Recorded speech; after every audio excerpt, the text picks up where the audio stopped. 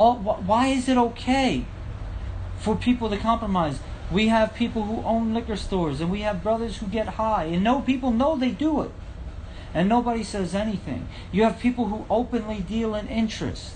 Nobody says anything. You have drug dealers and drug addicts, and nobody says anything. Because as long as we all go along to get along, it's okay. No, where is our himmah? Where is our aspiration? Where is our yearning to make the call, La ilaha illallah, foremost in the land? I taught this 2 weeks ago to the sisters. I taught it to a brother earlier today in his class. What is the importance of calling people to the fact that there is a God? What's the point of it? Why is it so important for people of faith to tell people who don't believe that there is a God? What's the point? Why is it important? To obey. It's not just to obey. There's an element here, even before obedience, right? I come from here. You guys know me. You don't know me yet, right? But you're getting ready to see something real dark from me. So be patient. My thing is that, look, if there's no God, right? Or if this God that you call me to is a God of your making, He's like us. Would that mean we're accidents? We're mistakes. We're haphazard. We just happen to happen. Humanity is like a weed. We sprout, we mature, we flower, we give seeds, we wither, we die, the next generation of weeds come up. What's more, the nature of weeds is weeds spread and they choke out everything in their path. If they're left unchecked, weeds will go and they'll destroy everything in their path. That's the nature of weeds. That's also the nature of humans. Right? Every place we go, we sow corruption as human beings. We destroy the natural environment. We tear it down and we use it for our good, and we leave death and destruction in our wake. We're like a cancer upon the earth. And if there is no God, that means that all of this is just like a weed in the ground. Humanity is like a weed in the ground, and we should be weeded out. If there is no God, right? If there is no God, that means there is no real purpose. Because there's no purpose maker. You can make up what your life means. To me, my life means this. And I want to make this experience. My life is going to mean something. Right? That's great. You give your life meaning. But your life is without purpose.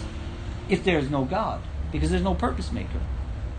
What's more is that if there is no purpose, there's no purpose maker, there's no God, that means that all the things that I call to, all the things that we are called to in society, what's called the social contract. I won't rob you because I don't want to get robbed. All of that is a mental construct. Good and bad is a mental construct.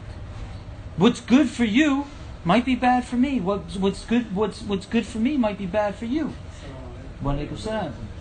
If I have to pay my rent and you got money, me robbing you is good for me, right? You say, no, that's wrong. Who said it's wrong? Why is it wrong? Why is it wrong? If I can do it, why is it wrong? It's against the law. Who made those laws? Because if I'm an animal and there's no guidance, no purpose to our being here, if we're weeds upon the earth, then tell me why it's wrong. There's no wrong. The only thing is that I'm afraid somebody might rob me, so I don't rob you. This is why it's called a social contract. Right? We agree upon these laws, but I never agreed upon anything. Right? I never agreed to this. So the truth is, if there's no God, I want mine. I'm only going to be here for a little bit of time. Like I said, I didn't say this here. I just had a friend of mine die a couple days ago. He's 3 years older than me. Right? That's how life is fragile. I don't know how long I'm going to have. I want mine. I want to enjoy mine, right? Why can't because this is where my mind goes, because I'm, like I said, I'm from here, right? So why can't I go up Park Heights? Not this side of Park Heights, the other side of Park Heights, right? Ricestown, Randallstown. Why can't I go up in one of those estates and say, this is a really nice house. I think you should get out right now. It's mine now, right? Why can't I do that, right? Social contract. I never agreed to that social contract. So if I want mine, why can't I take it? Oh, they might call the police. Lock them in the basement. Right? I'm sorry, I told you I'd get dark, right? But the point that I'm making here, if I want it, why can't I have it? There's nothing that says I can't have it. Nothing. Because we're nothing but weeds upon the earth without purpose, without meaning. And all good and bad, lawful and unlawful are nothing but mental constructs. They're things that we made up. Right? If there's no God.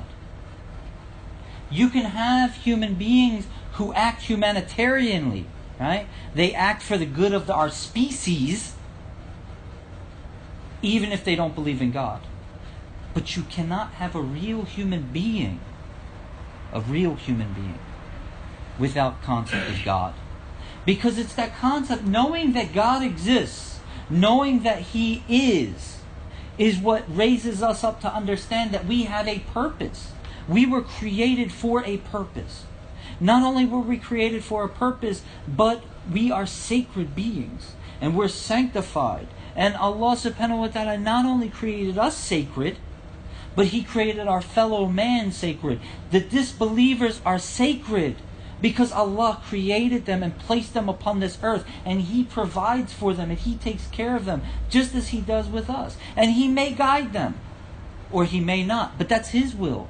But the fact that He created them and He put them here, believer or disbeliever, sinner or saint, they're righteous. They're not righteous. They're sacred before Allah subhanahu wa ta'ala. The fact that Allah has created us makes us sacred. If we are here by accident, there is no sanctity. There's none. And so this call to the fact that God exists in and of itself is a call to be a human being. It's a call to recognize the sanctity of life. And if a person doesn't have that, then everything else they have is whimsical. It's whimsical. And so, as a foundation, we have to proclaim this call. Why is it so easy for one person to kill another person on our streets? Because they have no real concept of God. They have no real concept of the sanctity of life. They have no real concept of the hereafter. How can they have a concept of the hereafter when their drug dealing cousin, right, gets shot on the corner dealing? While he's in the process of dealing, he gets shot on the corner, and everybody says, "Oh, he's in a better place now. He's in heaven now." Right? How can that be? Right? We know. Well, I knew him. He wasn't going to heaven, right?